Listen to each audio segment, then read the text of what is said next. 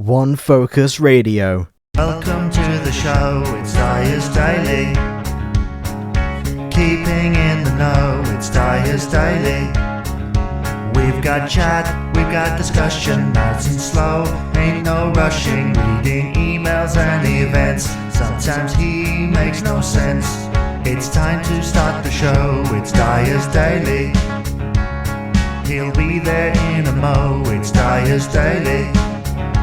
We've got plays, we've got interviews, even stuff that's in the news. Local and otherwise, come and try it on for size, it's Dyer's Daily.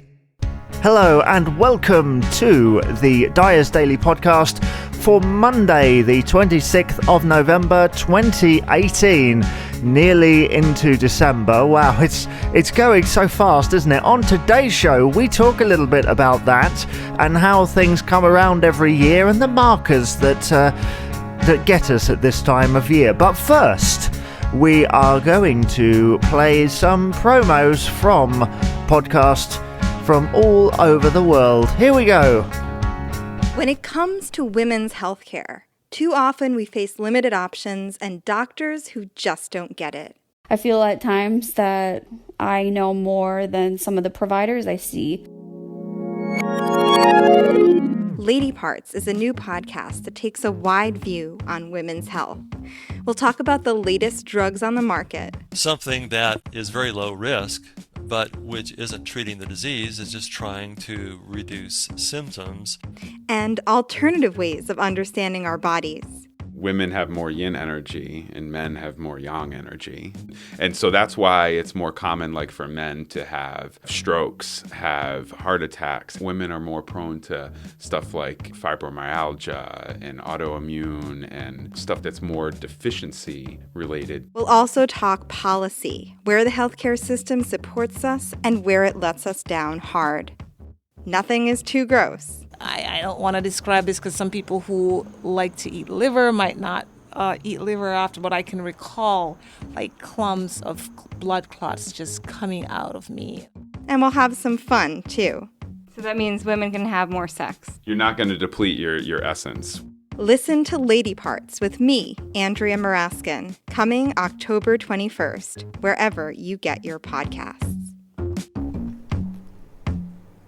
Dyer's Daily. I don't know about anyone else, but this time of year I always feel a tad reflective, even more so because as we go into December, we are reaching the time of year that is practically kind of similar in some ways. When there are certain events that happen throughout the year, you do tend to remember previous years, whether a year in the past or 5 years, 10 years, even years before you were born and you hear about.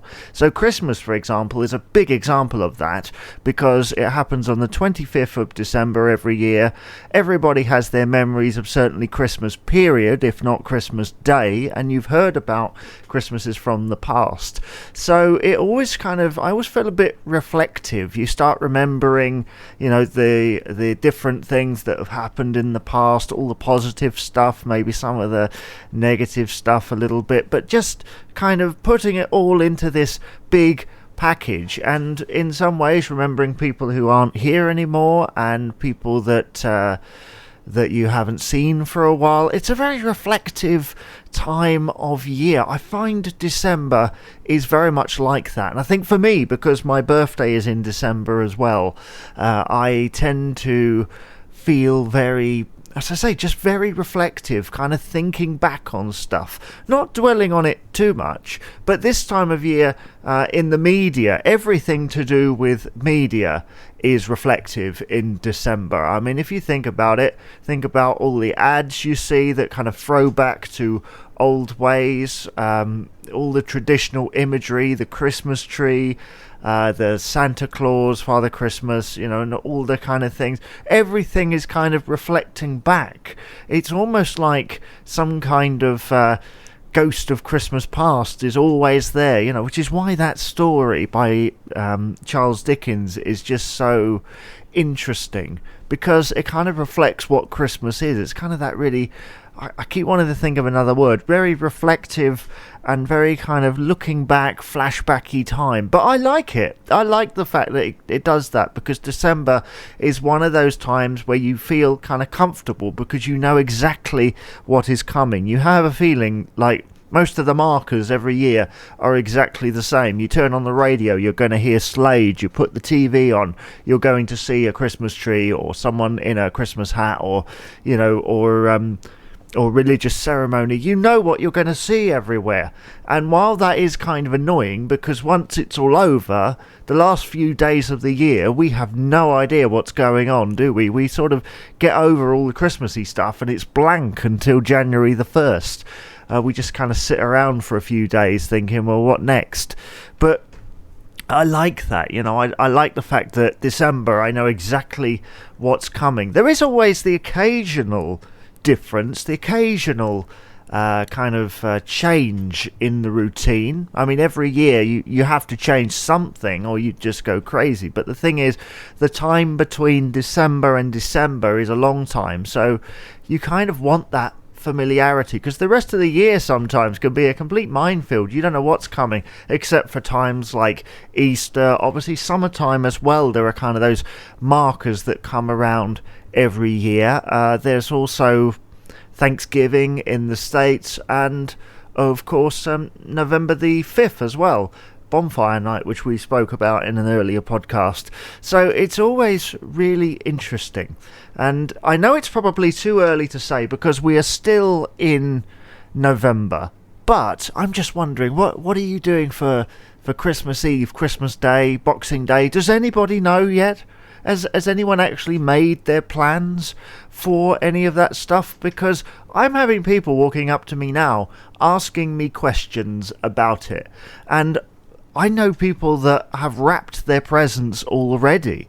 Now, my kind of trick, everyone's got their own little routine when it comes to gifts and planning stuff. Usually I leave it until after my birthday, usually the first week of December, maybe into the second week. Sometimes it's all the way up to Christmas Eve until you're deciding what to do on that magical day.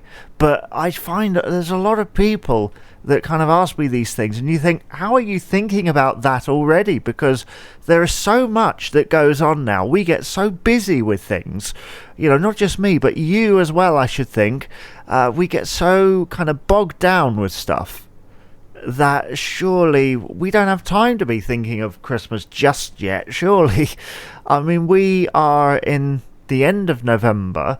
Usually first, second week of December is when you start thinking about it, but a lot of the time people are only just sort of finding out when they're working.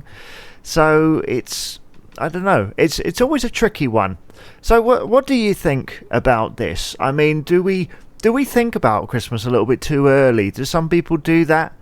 And is that really, I don't want to say is that an acceptable thing, but is that something that is accepted, that we can start thinking about it in November? Because of course some people don't mark Thanksgiving, some people don't mark Bonfire Night. It just seems to be once Halloween, which is another one, is over, we suddenly just go into like Christmas mode for some households. What do you think? Where do you stand on this? Because I find it really interesting, because as I say, December is a month where I know what's going to happen. It's kind of a given what's going to happen, and the markers and where everything is, and I like it. And that's why we see repeats on the TV every year, because they know that everyone's going to be in a very similar mood. It's kind of that thing, the festive spirit.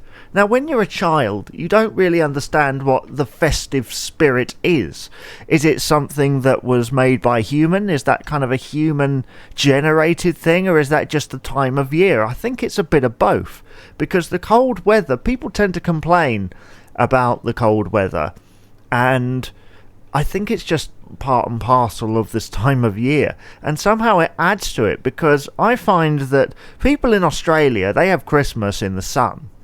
And you think, how can that be Christmassy? But I suppose to them, it's a marker, isn't it? It's something that they're used to every year. And I suppose if we suddenly had bright sunshine, it was boiling hot on Christmas Day, I think we'd find it a bit unusual, because it's not part of our normal routine. It's not something that we do on a normal basis.